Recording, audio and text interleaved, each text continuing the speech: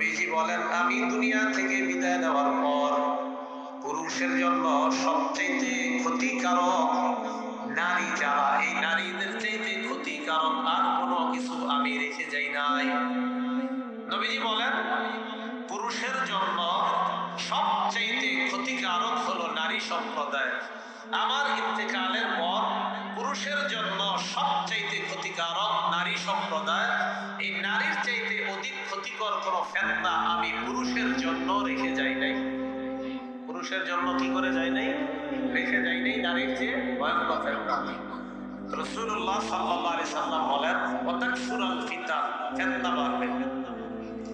মুসলিম শরীফের বর্ণনা, তিরমিজিতে আংশিক আসছে 2119 নম্বর হাদিস। قال رسول الله صلى الله عليه وسلم, নবীজি বলেন, ইন্নাদ দুনিয়া হুলওয়াতুন খাদিরাতুন ওয়া ইন্নাল্লাহা মুস্তাখলিফুকুম ফিহা। রাসূলুল্লাহ সাল্লাল্লাহু আলাইহি সাল্লাম বলেন, পৃথিবী হুলওয়াতুন খাদিরাতুন, মিষ্টি সুমধুর পৃথিবীটা। ওয়া ইন্নাল্লাহা মুস্তাখলিফুকুম ফিহা, এই পৃথিবীতে আল্লাহ তোমাদেরকে প্রতিনিধি বানিয়েছেন। ফায়ানজুরু কাইফা তা'মালুনা, আল্লাহ দেখবে তোমরা কিভাবে আমল করো, কেমন আমল করো, এটা আল্লাহ দেখতে চান। নবীজি বলেন, ফাত্তাকুদ দুনিয়া ওয়াত্তাকুন নিসা, তোমরা দুনিয়ার ফিতনা থেকে বাঁচো, নারীদের ফিতনা থেকে বাঁচো। তোমরা দুনিয়ার ফিতনা থেকে বাঁচো, নারীদের ফিতনা থেকে বাঁচো।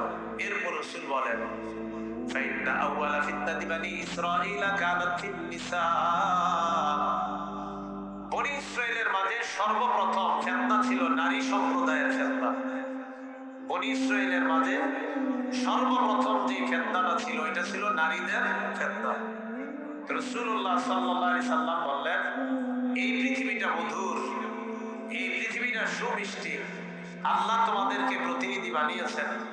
তোমরা দুনিয়ার ফিতনাকে ভয় করো, নারীদের ফিতনা ভয় করো। বনি ইসরাঈলের সর্বপ্রথম যে ফিতনাটা হয়েছে, এটা হলো নারীদের ফিতনা।